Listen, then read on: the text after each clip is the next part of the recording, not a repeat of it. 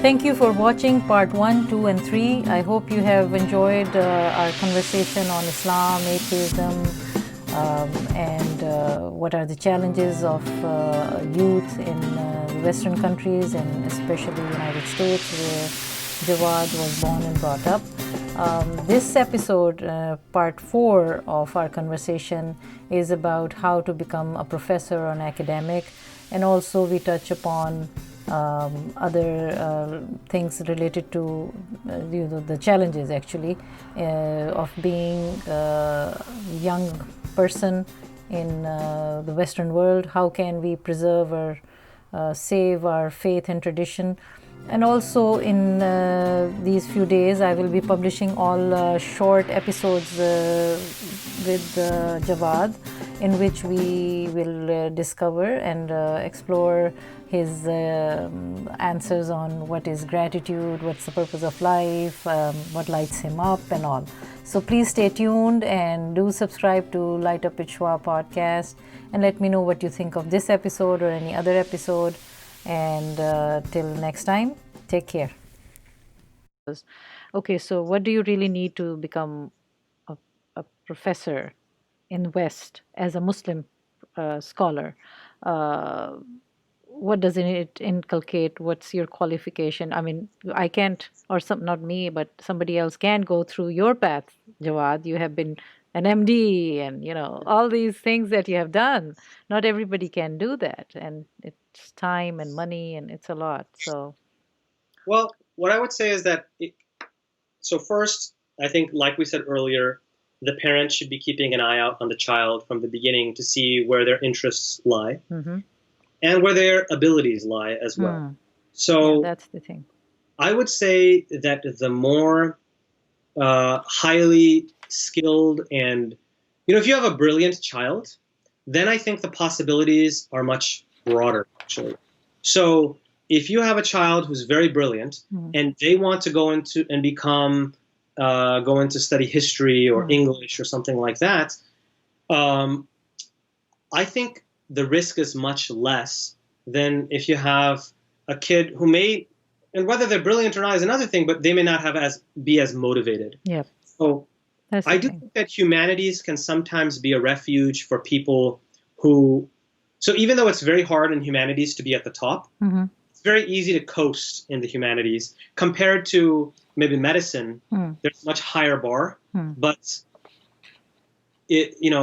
so if you're pushing your child towards a technical field in some ways is a safety net. They have a certain floor that they can't fall behind. Yeah. If you go into humanities, the floor is very low. You could end up having to work at Walmart if you don't do well in the humanities. So it's a risky endeavor is what I'm trying to say. Right. But if you have a child who's very smart, who's gets into Stanford University, let them explore their options then. That kind of person is going to be okay. You go to Stanford and you're studying whatever you want, you're going to be okay. Really, if you have a plan, you're dedicated to it, and you go forward, you're going to be okay. So what I would say is the more talented your child is, let them explore what fulfills them, what they're good at. And rather than what I want my child rather than what you want. And especially if we come from more conservative societies where it's just a few conservative options, then I think you can roll the dice a lot more. And they might end up becoming, let's say they want to be a pianist, like they want to become Mozart or something. Well, if you have a very talented child, maybe they will become that person. And they would become a pianist with such skill that the greatnesses they achieve in that would far outsurpass any type of doctor that they could have become. So where, on the other hand, if you have a child who's kind of lazy, and then they're just, playing some instrument but not being serious about it, then I think it's much more risky to say, okay, do whatever you want, because this child is not motivated and all. So hopefully you instill in your child ambition and drive and motivation so that then they can pursue what they love and do what they love. Okay. And so to be a professor, it's somewhat of a gamble because the humanities job market is very bad. It's very poor. So, and that's the reason why our parents did not want us to go into these Right. fields. I mean, they were wise in some They were ways, wise, practically. Like they know right? that it's harder for our children to get there. Yeah. Right. But I think if you have a very dedicated, smart child, you should let them take these chances. So are And you going to be this dedicated, smart child who is going to be a professor? oh, I hope so. I hope so. I mean, Okay. But that's what you want to do?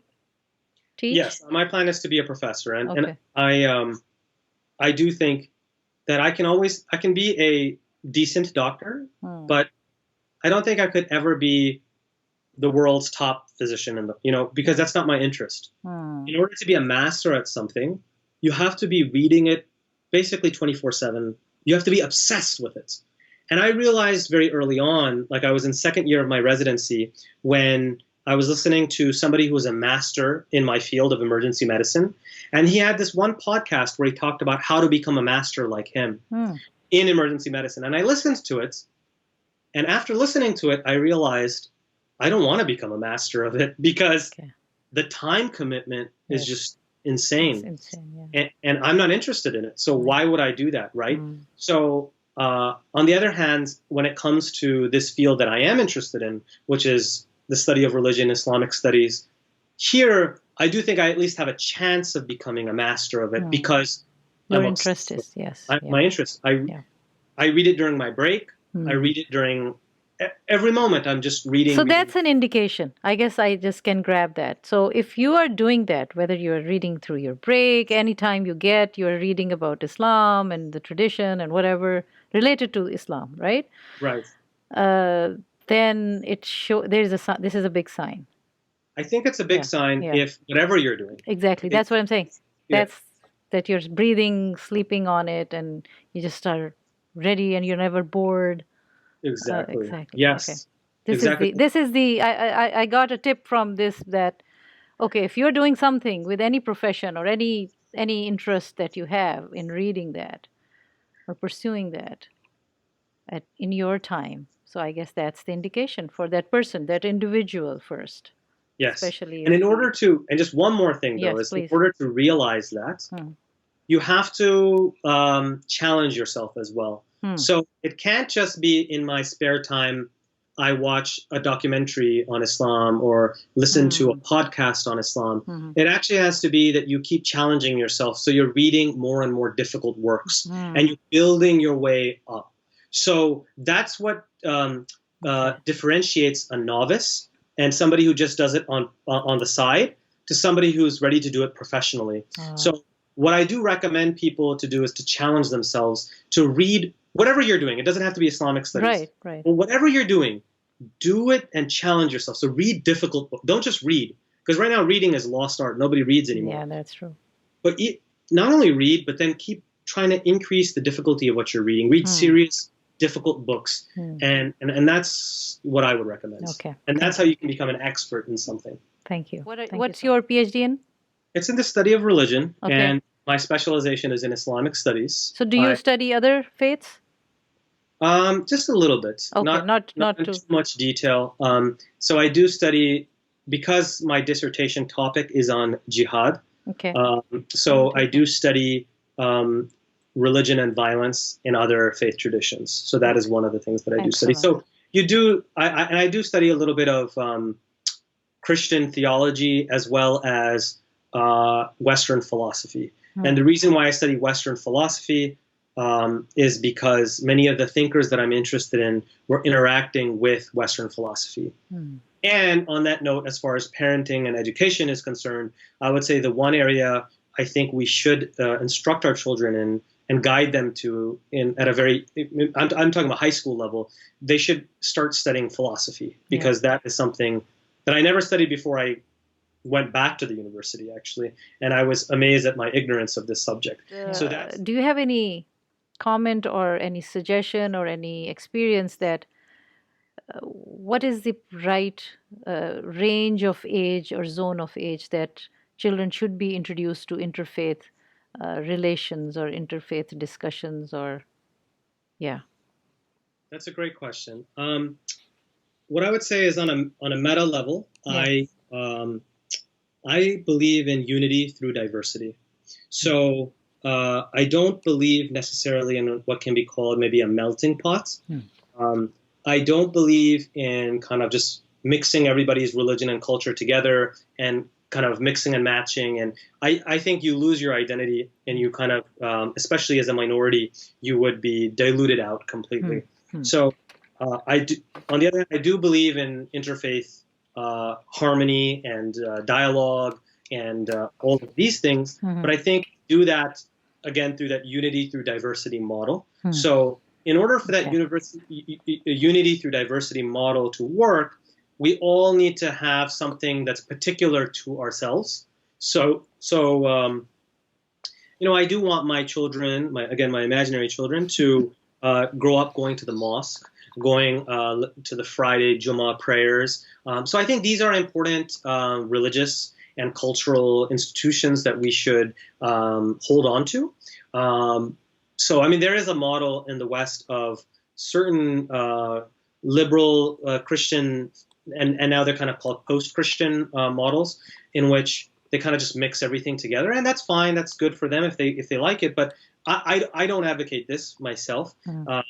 So to answer your question, I do think we have, especially with the next generation, there's a lot of variable that my generation may not know the answer to, because I had that benefit again of my parents who came from this conservative religious background, traditional conservative background, which I may have kind of found annoying at times and kind of backward at times, but it at least grounded me so that when I expanded my mind to like explore other faith traditions and cultures, I came from such a deep well and deep tradition that there was no chance of me losing myself.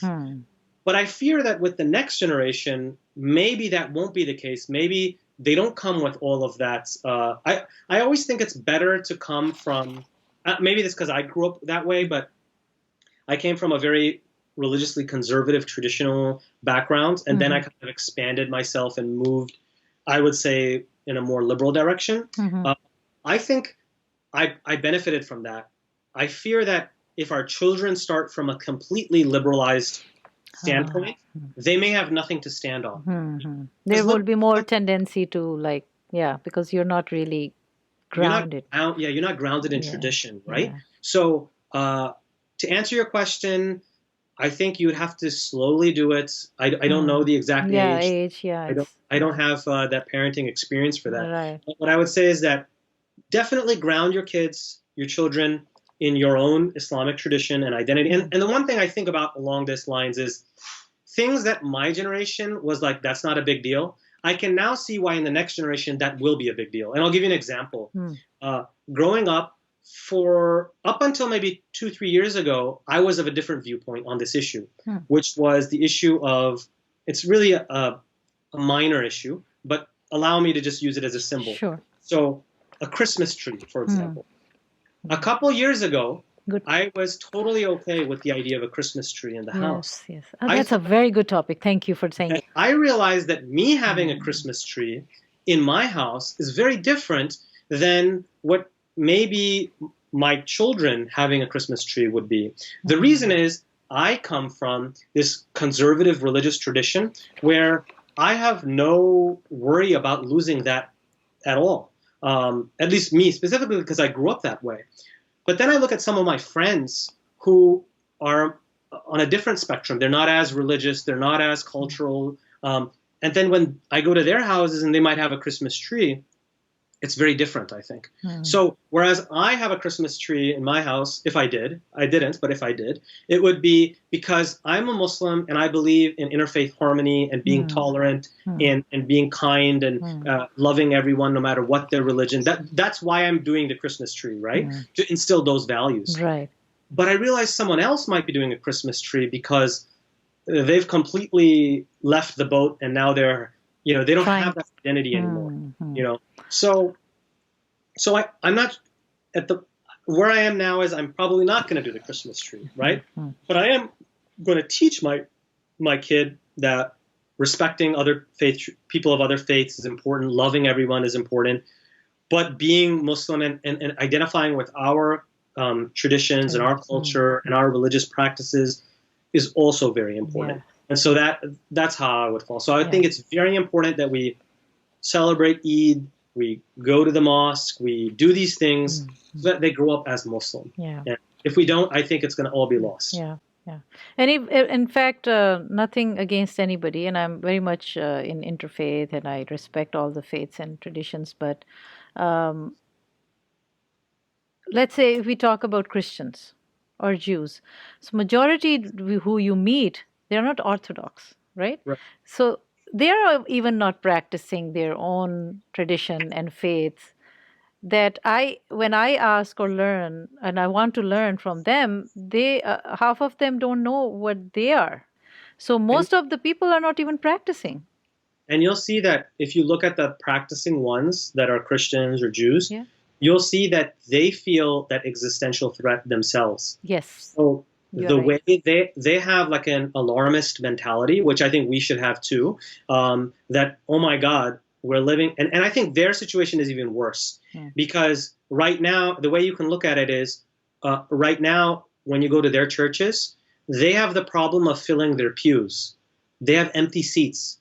Whereas we have the problem of not enough parking in the parking lots. Yeah. That is Which is a good problem. that's a much better problem. Though, Yes. if you think about it, that's a much better problem. Yes. But I do think in 2 generations, we're going to have the opposite Yeah. problem. Yeah. We're If gonna we don't value and manage. If we don't do this correctly, I Yes. think we're going to have the empty pew problem. Yeah. And we're going to miss out because right now we're just riding the wave of that conservative religious cultural tradition we grew up with. That's and a good point. Once you kind of demoor yourself completely from that, then I think it's going to be empty pews. Yeah. And so I think you're right. I think we need to learn from Christians and Jews who are trying to practice their faith and inculcate that in their families. Yeah. Because they are feeling that threat, and we should feel that threat too. Thank you for watching part 4 with Jawad Hashmi.